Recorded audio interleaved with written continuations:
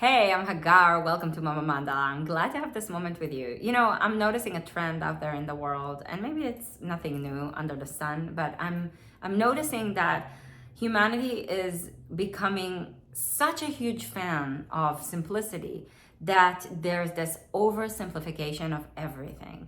And while I think there are moments, there are times when simplifying things in order to be able to take steps, in order to be able to break down a process to make it more manageable, simplicity can be so helpful and such a great tool for us to cultivate in order to be able to manage our lives. However, it can be wildly problematic.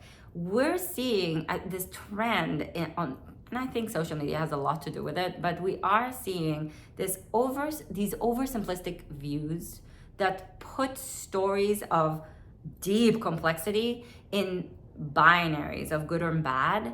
And I think that is really dangerous because it creates this separation, a further separation, greater isolation, and way more polarization everywhere that we look. And I think our yoga practice, just as much as it can help us simplify things because it does help to regulate our nervous system and helps us become more present so that we are able to take steps in a way that is manageable. Our yoga practice can also, and I think that it's important to do both. I think to stop oversimplifying things, we need to keep simplifying certain things. Does that make sense? We don't want to say no to simplifying things, but we don't want to only say yes to it because then we're missing so many important aspects of stories, so much nuance, so much of what reality is, and so much of the acceptance and inclusion and the ability to work together that we can actually cultivate and focus on. When we say let's organize, let's work together, are we saying let's work together and then completely leave out others? Because I'm seeing a lot of that.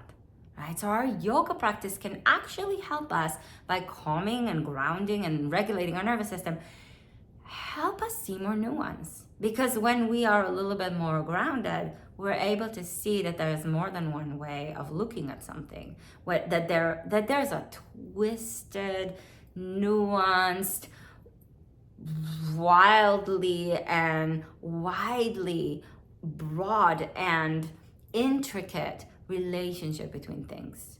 So we stop oversimplifying and we give room for more than just one way of thinking and seeing and being. And our yoga practice, as much as yoga is famous for taking us into a process of becoming one and reaching this state of oneness, our yoga practice can actually help us take it further and move ourselves from oneness into the way that the one expresses itself as many, as diversity, as, you know what, there's more than one way of thinking of this. So this is the invitation. It's light and fluffy, nothing too serious. Go ahead and take a wide stance on your mat. And I think that as we breathe, we give ourselves permission to be with more than one way, because our breath, as we inhale, receives the world,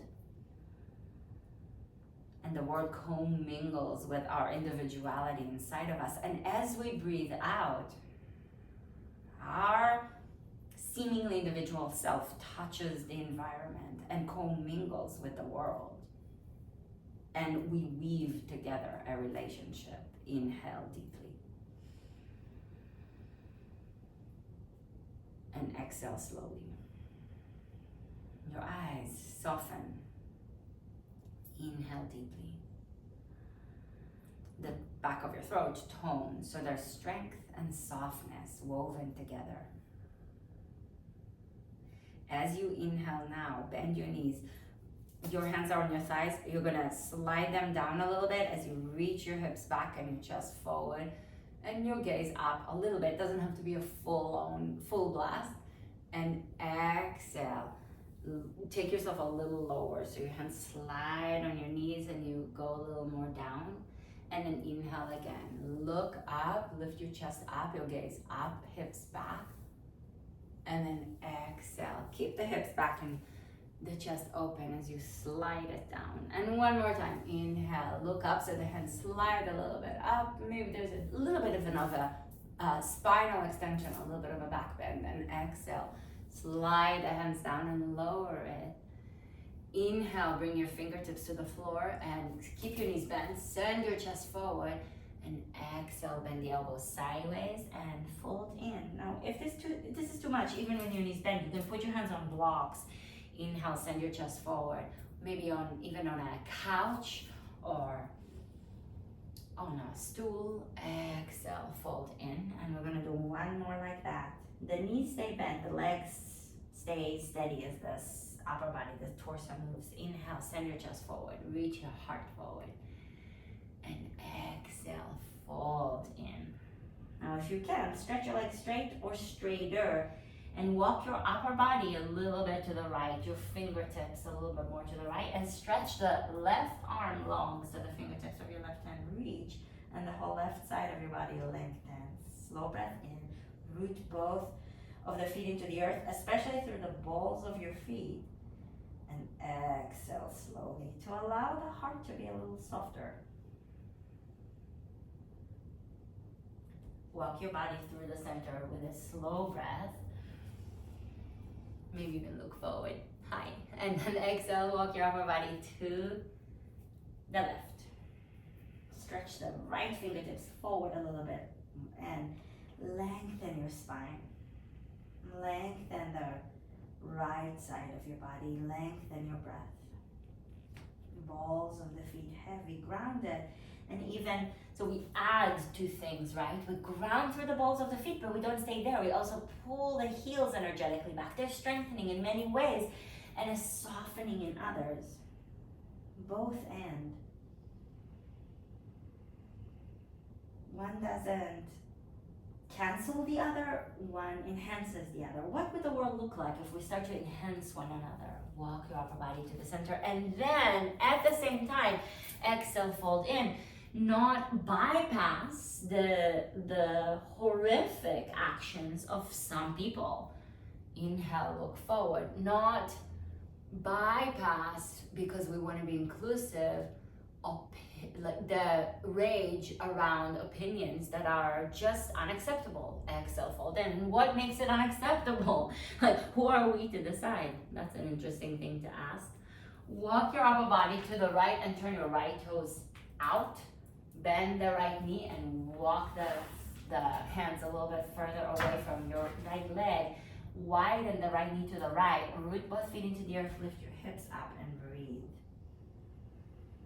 So my meter, my radar, where I kind of place this contemplation is someone's opinion repressive, oppressive, and canceling the rights of other people? That's where I kind of look at things, right? That's kind of where my gauge of right or wrong is. And then walk your upper body through the center. Stretch your right leg straight, turn your right toes in. Turn your left toes out.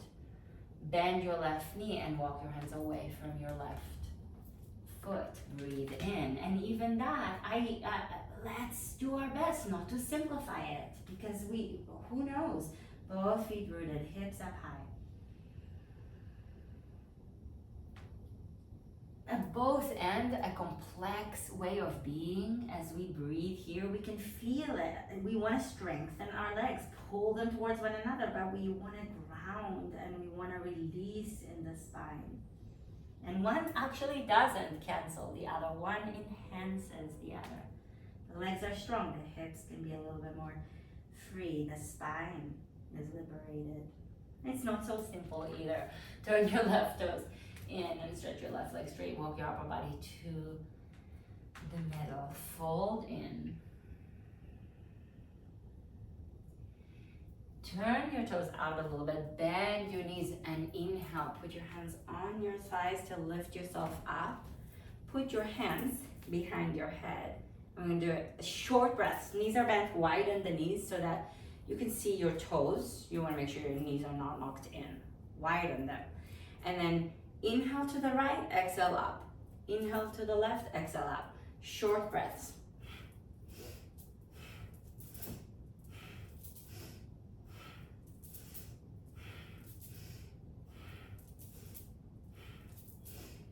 Pause, deep breath in.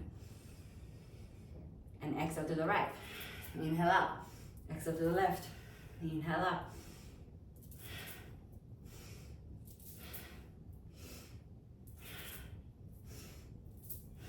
Just to change directions, just a couple more, so that we're not stuck on it. It has to be this way or the other way. One more to the right, and then one more to the left. Back up, stretch the legs straight, stretch your arms straight. And exhale, bend the knees again. Arms out to the side. Now deep breath in. And exhale, left hand outside of the right knee. And inhale back out. And arms out. Exhale, right hand to the outside of the left leg. The other hand is kind of going behind your hips. Inhale up. Exhale to the right. Inhale up. Exhale to the left.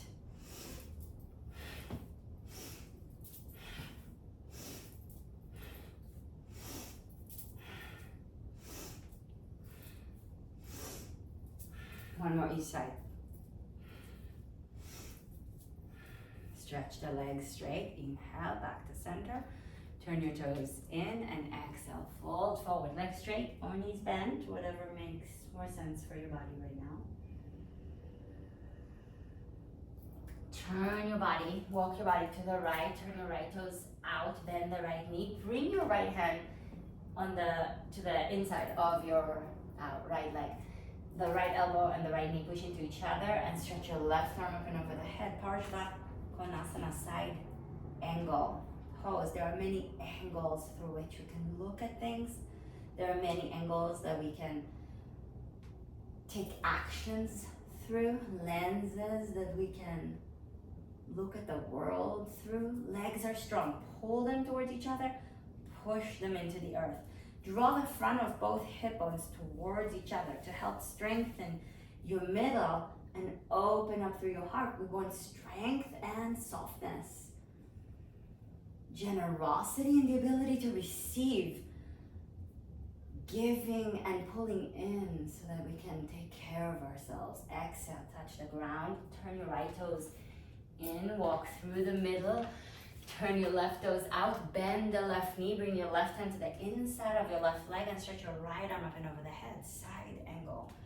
Push both feet into the earth as you lengthen your spine. Press the elbow and the knee into each other as your chest lifts up towards the sky. Lengthen through the whole left side, right side, of your body as you draw the front of the hip bones, the ASISS, towards each other to strengthen the middle. Extend through the spine. Deep breath in. Exhale, touch the ground, turn your left toes in, walk your upper body to the middle and fold in. As you fold in and there's a release, stay strong in your legs. Stay strong in your hips. Pull the heels energetically back so that the hamstrings are strong. Adjust as needed so you're not stuck where you landed if it's not working for you. Heels pull back, balls of the feet heavy, and then engage your glutes. Squeeze your butt a little bit so the strength here helps protect your sacrum, and you can fold a little more deeply in without losing integrity, without losing your strength. Breathe here as your spine elongates towards the earth.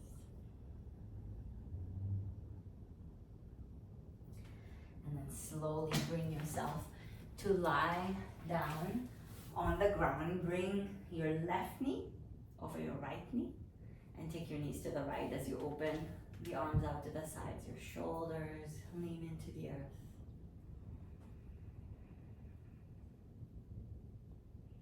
It is a twisted vision, not in looking at the world through a twist, like only through twists, not being a twisted person, but a twisted vision, one that's able to move a little bit this way, I'll move a little bit that way, wrap around things in different ways.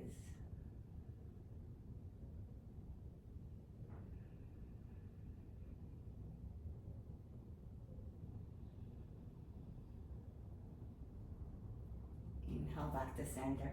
That helps us actually cultivate more compassion toward others, because we're also more aware of our own points of our own flaws, our own points of vulnerability. Right knee over your left, and take your knees to the left as you open your shoulders, your chest to the right.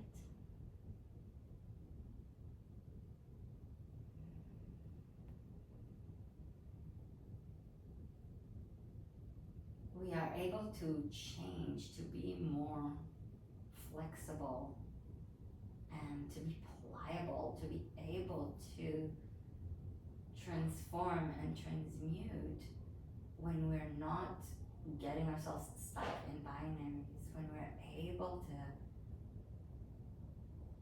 to embrace the paradox and not try to solve it.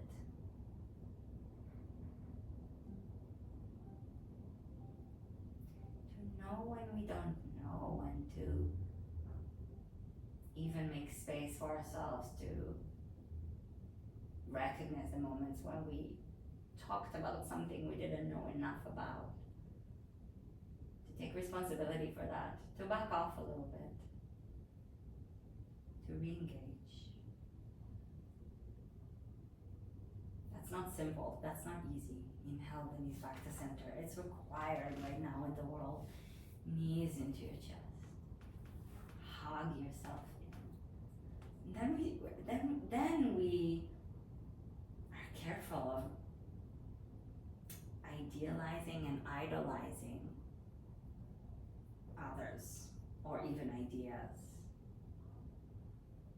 or our own path. But we're able to pivot when it's needed. It helps us to be less stuck.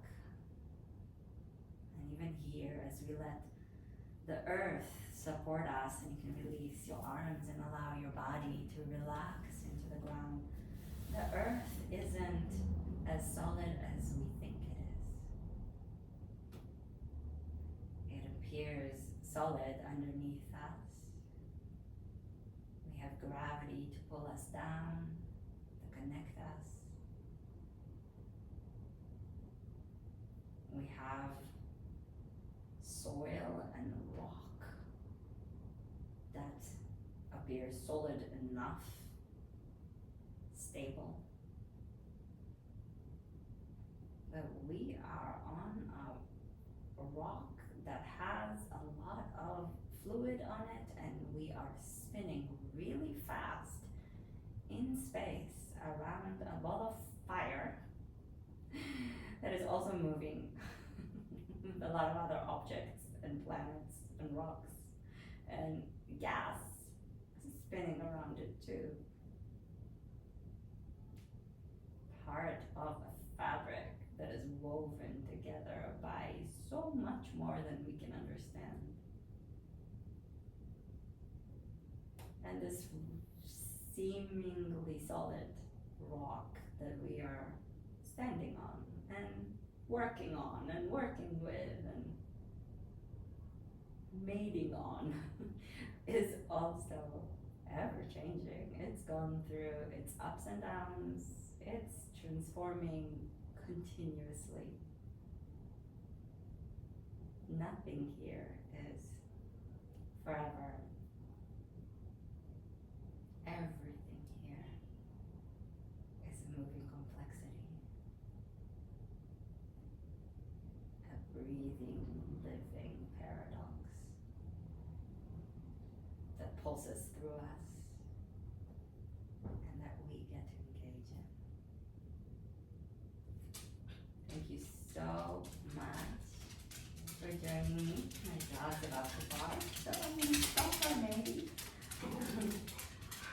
Thank you. And I hope to see you soon.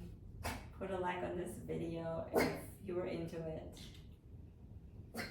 Subscribe to this channel if you haven't already. And head over to mamamandala.com to subscribe to our channel, to our mailing list there. There's going to be beautiful, meaningful messages coming your way. Okay. Thanks, my dear. Namaste.